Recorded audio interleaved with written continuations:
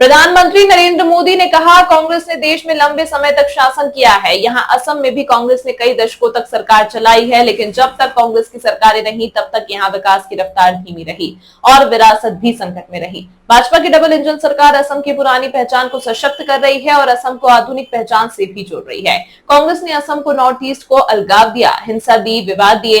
भाजपा असम को विकास और विरासत से समृद्ध राज्य बना रही है। यह हमारी सरकार है जिसने असमिया भाषा को संस्कृत भाषा का दर्जा दिया है। मुझे खुशी है कि असम की भाजपा की नई सरकार नई शिक्षा नीति को भी तेजी से लागू कर रही है। यहाँ स्थानीय भाषाओं में पढ़ाई को प्रोत्साहित किया जा रहा है। कांग्रेस ने नॉर्थ ईस्ट के असम के महान सपूतों को भी कहीं भी सम्मान नहीं दिया। इस धरती पर वीर लचित बरफुक जैसे जाबाज योद्धा रहे, लेकिन कांग्रेस ने उन्हें कभी वो सम्मान नहीं दिया जिसके वो हकदार रहे। कांग्रेस ने जिसकी उपेक्षा की, हम उसे अग्रिम पंक्ति में लेकर चल रहे हैं। कांग्रेस ने देश में लंबे समय तक शासन किया है। यहां असम में भी कांग्रेस ने कई दशकों तक सरकार चलाई है, लेकिन जब तक कांग्रेस की सरकारें रही तब तक यहां विकास की रफ्तार भी धीमी रही और विरासत भी संकट में रही।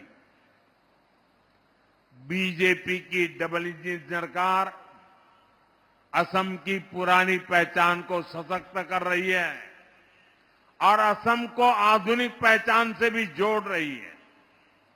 कांग्रेस ने असम को नॉर्थ ईस्ट को अलगाव दिया, हिंसा दी, विवाद दिए। बीजेपी असम को विकास और विरासत से समृद्ध राज्य बना रही है। ये हमारी सरकार है जिसने असमिया भाषा को क्लासिकल लैंग्वेज का दर्जा दिया। मुझे खुशी है कि असम की बीजेपी सरकार नई नेशनल एजुकेशन पॉलिसी को भी तेजी से लागू कर रही है। यहां स्थानीय भाषाओं में पढ़ाई को प्रोत्साहित किया जा रहा है। साथियों, कांग्रेस ने नॉर्थ ईस्ट के, असम के महान सपूतों को भी कभी सही सम्मान नहीं दिया। इस धरती पर वीर लासित बोरफुकन जैसे जाबाज योद्धा हुए, लेकिन कांग्रेस ने कभी उनको वो सम्मान नहीं दिया जिसके वो हकदार थे।